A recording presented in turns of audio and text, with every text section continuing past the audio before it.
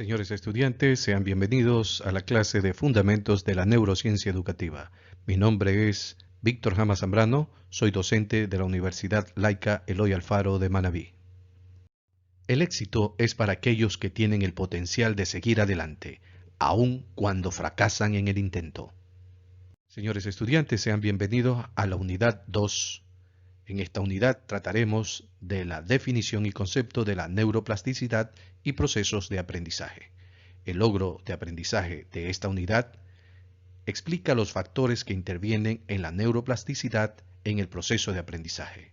El contenido de esta clase, la neuroplasticidad. Sean bienvenidas y bienvenidos a la clase de la neuroplasticidad. Para entender el concepto de neuroplasticidad, partiremos de la definición de plasticidad cerebral. El término plasticidad cerebral expresa la capacidad cerebral para minimizar los efectos de las lesiones a través de cambios estructurales y funcionales. La plasticidad es la capacidad de modificar la eficacia de la transmisión sináptica, ya sea aumentándola o disminuyéndola. También pueden formarse sinapsis nuevas como forma de la plasticidad. Desde la perspectiva educativa, el concepto de plasticidad cerebral constituye una puerta abierta a la esperanza, porque implica que todos los alumnos pueden mejorar. Aunque existan condicionamientos genéticos, sabemos que el talento se construye con esfuerzo y una práctica continua. Para entender cómo se desarrolla la neuroplasticidad en el ser humano, estudiaremos lo siguiente. Principales etapas por las que pasa el desarrollo cerebral. Neurulación es la conversión de la placa neural en el tubo neural mediante un proceso de plegamiento. Aquí se da entre los 18 días hasta los 26 días que se forma el tubo neural mediante este proceso en donde se conecta desde el telencéfalo hasta la médula espinal.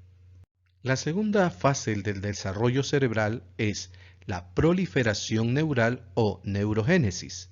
Esta se produce entre el segundo y cuarto mes de vida intrauterina. En esta etapa se producen las células del sistema nervioso central, es decir, las neuronas y las células gliales. El número de células generadas en el encéfalo fetal es entre un 30 y un 70% superior al de un adulto. En la etapa de migración, esta etapa se da entre el tercero y quinto mes. Ocurre cuando la migración de las neuronas, guiadas por procesos gliales en base a señales químicas, las células nerviosas migran hasta su ubicación definitiva. Etapa de diferenciación en el desarrollo cerebral.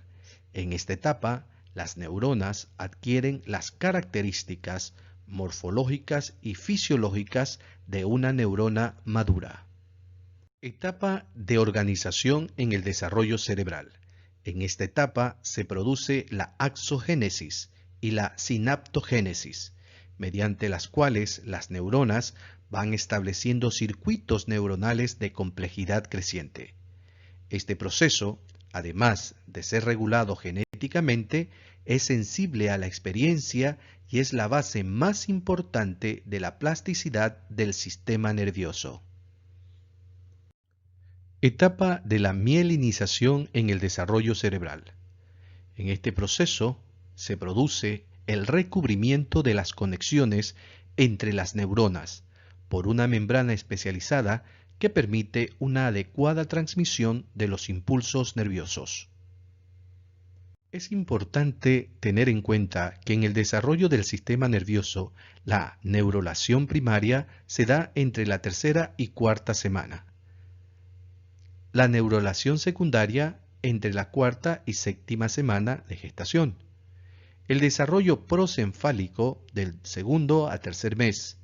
La proliferación neuronal del tercero a cuarto mes. La migración neuronal del tercero a quinto mes. La organización desde el quinto mes hasta la etapa postnatal. Y la mielinización desde el nacimiento hasta la etapa postnatal. Los procesos de eliminación o ajuste de conexiones sinápticas dentro de la neuroplasticidad son los siguientes. El fine tuning. En los mamíferos es necesaria la experiencia interactiva postnatal con el mundo exterior para que estos se desarrollen de una forma normal entre los sentidos y el sistema nervioso. Esta actividad es propia del sistema nervioso y la estimulación sensorial proporciona la información mediante la cual nuestro sistema se va ajustando y preparando para funcionar. Siguiendo con el proceso de eliminación o ajuste de conexiones dentro de la neuroplasticidad neuronal, continuamos con el blooming o explosión sináptica, acelerado crecimiento de la sinapsis independientemente de la cantidad o el tipo de experiencia sensorial. El tercero, el pruning o poda, brusco descenso del número de sinapsis, es decir, que aquí se eliminan las sinapsis y basta que la actividad y la estimulación sensorial se produzcan dentro del cerebro. La plasticidad sináptica tiene generalmente tres categorías. Una, plasticidad a largo plazo. Implica cambios unas horas o más y este proceso de aprendizaje se da dentro de la memoria. La plasticidad homeostática. Esta plasticidad que se da en ambos lados de la sinapsis. La plasticidad a corto plazo dura unos milisegundos o minutos y permite que la sinapsis realice funciones críticas en los circuitos neuronales. Los tres tipos de plasticidad generalmente desarrollado en la neurociencia humana. La experiencia independiente, la experiencia expectante y la experiencia dependiente. Experiencia independiente.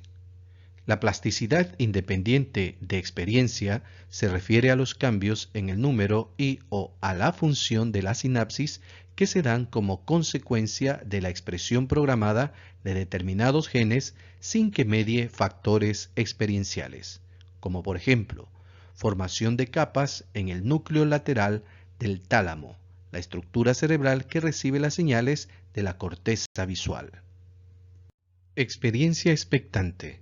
Plasticidad sináptica expectante de experiencia. Cambios sinápticos que requieren de ciertas experiencias que son esperables en determinados momentos del desarrollo de una especie. Estas experiencias generan cambios plásticos en el cerebro. Se denominan periodos críticos o sensibles. Ejemplo, el sistema visual de axones depende de la cantidad y el tipo de estimulaciones sensoriales transportadas por los mismos. Experiencia dependiente. Plasticidad, la dependiente de experiencia. Hace referencia a aquellos cambios plásticos que se dan como consecuencia de experiencias a lo largo del ciclo vital. Es máxima durante la infancia y sobre todo en la adolescencia. Se mantiene a lo largo de toda la vida, excepto en ciertos trastornos graves del desarrollo o en enfermedades neurodegenerativas. Ejemplo, diferentes tipos de aprendizajes durante nuestra vida: leer, nadar, montar en bicicleta. Estimados estudiantes, una vez que se han definido los conceptos de esta clase, te invitamos a realizar las actividades para que después desarrolles tu evaluación. Es importante que antes de desarrollar nuestra evaluación, dejemos en claro que las actividades a seguir sean de la manera como te la sugiere tu maestro, para que puedas tener un excelente desempeño. Como en cada clase, te dejamos la información complementaria para que puedas ampliar tus conocimientos. A la cima no se llega superando a los demás, sino superándose a sí mismo. Gracias, señores estudiantes, por compartir esta jornada de aprendizaje. Si tienes alguna pregunta, me puedes contactar a través de mi correo institucional o en mi correo personal, a través del chat, el foro del aula virtual o a los grupos de WhatsApp de los presidentes o al WhatsApp de cada uno de los niveles de estudio.